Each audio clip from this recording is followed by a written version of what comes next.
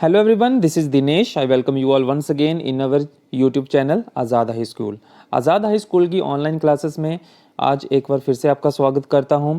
आज की हमारी वीडियो है क्लास 3 के स्टूडेंट्स के लिए फ्रॉम देयर सब्जेक्ट इंग्लिश और इंग्लिश का chapter 11 that is rain in summer. Summer season में रेन के बारे में बताया गया है। ये एक पोइम है जो लिखी है हेनरी वर्ड्सवर्थ ने। इनका पूरा नाम हेनरी वर्ड्सवर्थ लॉन्गफेलो है। तो ये पोइट हैं इस पोइम के, और इस पोइम के अंदर उन्होंने बारिश के बारे में बताया है कि बारिश जो है वो कितनी खूबसूरत लगती है। ठीक है, तो इस पोइम को हम रीड करना शुरू करते हैं। तो चलिए शुरू करते हैं। Let us start. How beautiful is the rain after the dust and heat in the broad and fiery street in the narrow lane. How beautiful is the rain.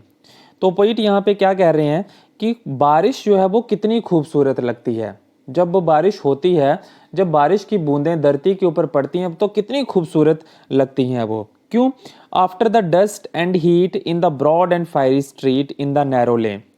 जब गर्मी का मौसम होता है, जब सूरज जो है वो बहुत ज़्यादा तेज होता है, जब उसकी हीट जो है वो बहुत ज़्यादा तेज होती है, और डस्ट जब चारों ओर जो है वो धूल फैली होती है, तो उस टाइम पे जब बारिश होती है तो वो सारी की सारी डस्ट को, सारी धूल को वो सेटल कर देता है, और जो सूरज की गर्मी होती है उस टाइम पे वो सारा उसको ठंडा कर देती है। तो इसलिए पोइट ने यहाँ पे बारिश को बड़े सुंदर तरीके से दर्शाया है। In the broad and fiery street. Fiery street means जो तपती सूरज की गर्मी से जो गलियां होती हैं वो एक तरह से तप रही होती हैं वो, तो उन सब को वो क्या कर देती है, ठंडा कर देती है। In the narrow lane means तंग रास्ते जो होते हैं गलियों के, वहाँ पे भी अगर हम जाते हैं तो इतनी सारी भीड़ होती है, वहाँ पे लोग चल रहे होते हैं, और जब ज़्यादा लोग एक छोटी सी गली के अंदर चलते हैं तो उस टाइम पे समर के सीज़न में गर्मी जो है वो बहुत ज़्यादा वहाँ पे लगती है। तो उसको कम करने के लिए जब बारिश होती है तो वो कितनी ज़्यादा खूबसूरत लगती है, क्योंकि उससे गर्मी का जो मौसम है वो थोड़ा सा ठंडा पड़ने लगता है, और जितनी भी डस्ट होती है, जितनी भी धूल होती है, वो सारी की सारी सेटल डाउन हो जाती है। How beautiful is the rain. कितनी खूबसूरत है ये बारिश। आगे सेकंड पैराग्राफ में पोइट क्या कह रहा है, how it clatters along the roofs. कि जब बारिश होती है तो वो किस तरह की आवाज़ करती है जब वो हमारी छत के ऊपर पड़ती है।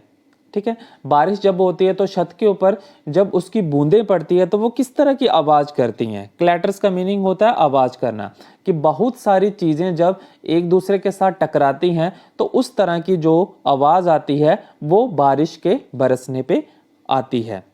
Like the tramp of hoops. किस तरह से?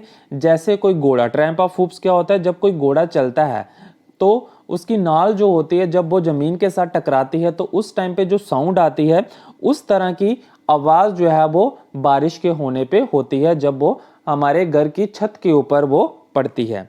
How it gushes and struggles out from the throat of the overflowing spout. वो किस तरह से स्ट्रगल करती है गलियों से बाहर निकलने की ओर। जब बारिश होती है तो गलियां जो है वो पूरी पानी से भर जाती हैं, गटर्स जो है वो पूरी तरह से पानी से भर जाते हैं, तो वो किस तरह से स्ट्रगल करते हैं, हर एक चीज़ को अपने साथ वो बहा के ले जाते हैं। आगे है, across the window pane it pours and प्योर्स।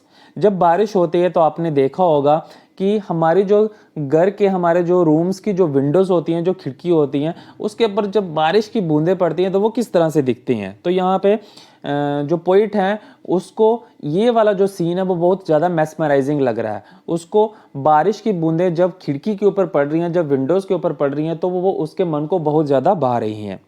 And swift and wide with the muddy tide like a river down the gutter roars the rain the welcome rain.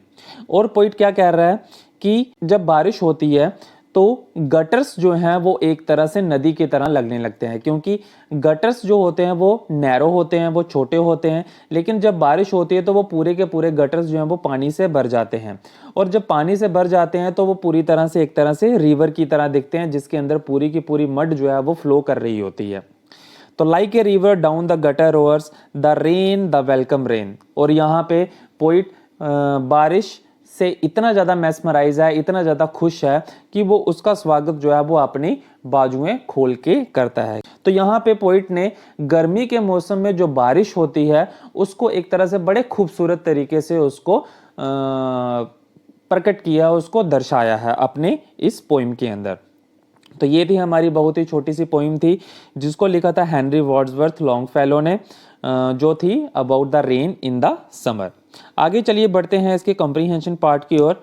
Answer these questions. First question है what are the words in the poem that describe the street. ऐसे कौन से शब्द हैं जो street को, जो गलियों को दर्शा रहे हैं इस पोइम के अंदर। तो वो कौन से हैं? दो शब्द हैं यहाँ पे, एक हमने पढ़ा ब्रॉड और दूसरा पढ़ा फायरी। ठीक है, तो यहाँ पे इसका आंसर क्या लिखेंगे? Broad and fiery are the two words that describe the street. ठीक है, सेकंड क्वेश्चन है the rain clatters along the roofs like. बारिश जब छत के ऊपर पड़ती है तो वो किस तरह की साउंड करती है? ऑप्शंस दिए हैं आपको, the beating of drums, people chatting, the tramp of hoops. तो पोइम के अंदर पोइट ने क्या बताया है कि बारिश जब जो है वो हमारे घर की छत के ऊपर पड़ती है तो वो किस तरह की साउंड करती है? जैसे घोड़ा जो है वो जमीन के ऊपर चलता है तो उसके चलने की जो साउंड आती है उस तरह की साउंड जो है वो बारिश के होने पे होती है। तो इसका ऑप्शन क्या आएगा? C option, the tramp of hoofs. Third है fill in the blanks with describing words from the poem. नीचे फिलअप्स हमने इनको भरना है। जैसे ए पार्ट है द रेन इज, इसमें क्या आएगा? ब्यूटीफुल। डिस्क्राइबिंग वर्ड्स कौन से होते हैं? जो उस रेन को डिस्क्राइब कर रहे हैं। तो रेन क्या है? ब्यूटीफुल है। फर्स्ट डिस्क्राइबिंग वर्ड क्या आ जाएगा? The rain is beautiful. दूसरा, लेन को कौन सा वर्ड डिस्क्राइब करता है? The lane is narrow. ठीक है। सी, टाइड को कौन सा वर्ड डिस्क्राइब करेगा? The tide is muddy. तो ये थर्ड क्वेश्चन था आपका। फोर्थ है what is the meaning of welcome rain. Welcome rain का मतलब क्या है? तो यहाँ पे वेलकम रेन का मतलब पोइट ने क्या कहा है, इसका आंसर आएगा the poet likes the rain because it brings relief to people suffering from summer. ठीक है, तो यहाँ पे पोइट ने वेलकम रेन इसलिए कहा है क्योंकि बारिश जो है वो लोगों को राहत देती है, किससे? गर्मी से बचने के लिए। नेक्स्ट फिफ्थ क्वेश्चन है do you think the poet likes the rain why. क्या आपको लगता है कि पोइट को बारिश पसंद है? अगर पसंद है तो क्यों है? तो इसका आंसर जो है वो आपने लिखना है। इसका आंसर जो है वो स्टूडेंट टू स्टूडेंट वेरी कर सकता है। आपने पोइम पढ़ी है, मैं यहाँ पे अब इसका आंसर आपको बता देता हूँ। इसका आंसर आएगा yes, the poet likes the rain. आगे है वाई। अब इसका रीजन क्या देना है? Because the rain relieves the people suffering from the summer heat. ठीक है, तो ये इसका आंसर आ जाएगा। आगे sound and pronunciation and listen to your teacher, read the following set of words and repeat after her. Best, world, globe, about, rubber, pack, cups, please, help, apple. Read these sentences allowed. इन sentences को जोर जोर से बोलना है आपने। Bernie brought a big basket back to the bed. Second है Pat put purple paint in the pool. Your teacher will read out some words. Tick the words you hear in the box. मैं यहाँ पे इन words को बोलूँगा, read करूँगा। आपने इन words में से आपको कौन से वर्ड्स जो हैं वो सुनाई दे रहे हैं उनको आपने टिक करना है। जैसे मैं रीड करना शुरू करूँगा, आपने ध्यान से सुनना है। जो वर्ड्स आपको सुनाई देंगे आपने उनके ऊपर टिक करना है। Blue, book, paper, pickle, bought, paddle, biscuit, best, pineapple, bread, bicycle, about, Peter park, Bobby, bright, pied piper. ठीक है, तो ये आपने खुद से इसको करना है। आप खुद भी बोल के जो आपको लगता है कि जो वर्ड्स आपको ज़्यादा साउंड कर रहे हैं आपने उन वर्ड्स के ऊपर टिक करना है। राइट, आगे करते हैं। Read out these words. Robbed, climb, able, doubt, cup, cupboard, pipe, phone. B sound is heard in, not heard in. Second box में क्या दिया है कि बी साउंड जिन वर्ड्स के अंदर सुनाई दे रही है और बी साउंड्स जिन वर्ड्स के अंदर सुनाई नहीं दे रही है वो कौन कौन से हैं? जैसे रॉब्ड में बी की साउंड सुनाई दे रही है, आ रॉब्ड। एबल, एबल में भी बी की साउंड सुनाई दे रही है।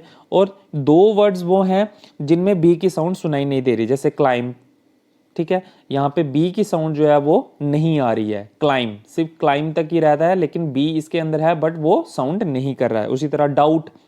ठीक है, इसको हम इस तरह से नहीं पढ़ सकते डाउट, ये डाउट नहीं है, ये क्या है?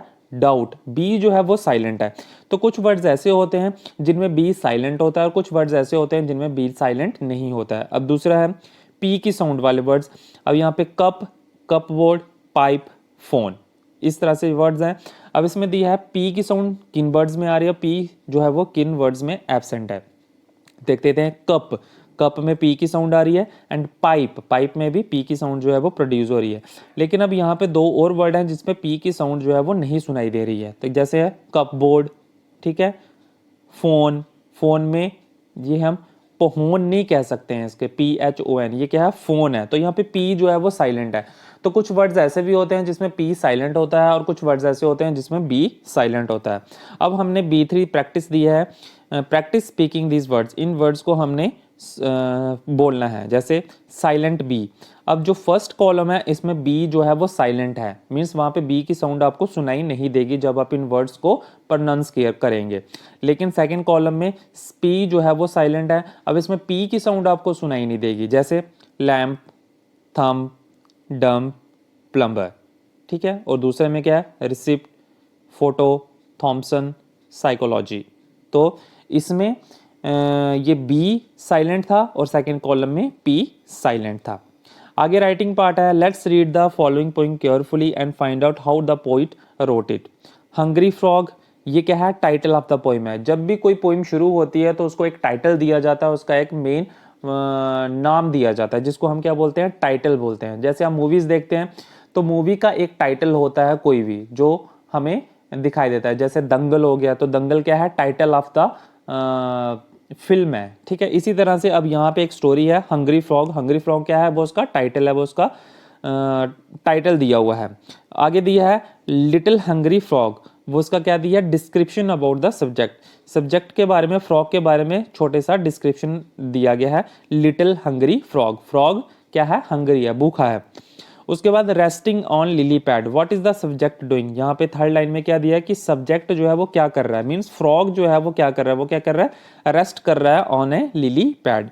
उसके बाद dreams of careless flies, imagine things about the subject, और फोर्थ लाइन में क्या कर रहा है, वो इमेजिन कर रहा है, सोच रहा है अबाउट द सब्जेक्ट्स, किसी के बारे में वो सोच रहा है। जैसे ड्रीम्स ऑफ केयरलेस फ्लाइज, वो क्या कर रहा है, फ्लाइज के बारे में सोच रहा है। तो ये एक छोटी सी पोइम है, इसको हम खुद से भी जो है वो बना सकते हैं, खुद से राइट कर सकते हैं। Now right your own poem on any subject using the above pattern. यहाँ पे 4 फिलअप्स दी हैं, 4 लाइन्स दी हैं। यहाँ पे अपने फर्स्ट लाइन में टाइटल ऑफ द पोइम आप अपनी मर्जी से ले सकते हैं, वो स्टूडेंट जो है वो खुद सोचें, खुद इसको ध्यान से सोचें, और यहाँ पे टाइटल एक पोइम का रखें। उसके बाद दूसरी लाइन में डिस्क्रिप्शन आपने करना है कि जो पोइम का आपने टाइटल रखना है उसका थोड़ा सा डिस्क्राइब करना है उसको। फिर what is the subject doing, third line में आपने वो देना है कि जिसके बारे में अपने पोइम जो लिखने जा रहे हैं वो सब्जेक्ट जो है वो क्या कर रहा है। और फोर्थ में आपने करना है इमेजिन कि वो जो सब्जेक्ट है वो किसके बारे में सोच रहा है। तो ये थी हमारी एक छोटी सी poem about the rain in summer, जिसको लिखा था हेनरी वर्ड्सवर्थ लॉन्गफेलो ने। तो आई होप स्टूडेंट्स आपने इस पोइम को एंजॉय किया होगा, समझा होगा, ध्यान से सुना होगा, और इसके कम्प्रीहेंशन और बाकी के जो एक्सरसाइज के पार्ट थे वो भी आपने ध्यान से देखे होंगे। तो अगर आज का मेरा ये लेसन आपको अच्छा लगा हो तो इसे लाइक और शेयर ज़रूर करें, और हमारे चैनल को भी सब्सक्राइब करना बिल्कुल ना भूलें जो फर्स्ट टाइम हमारे चैनल पे आ रहे हैं। Thank you so much and have a nice day.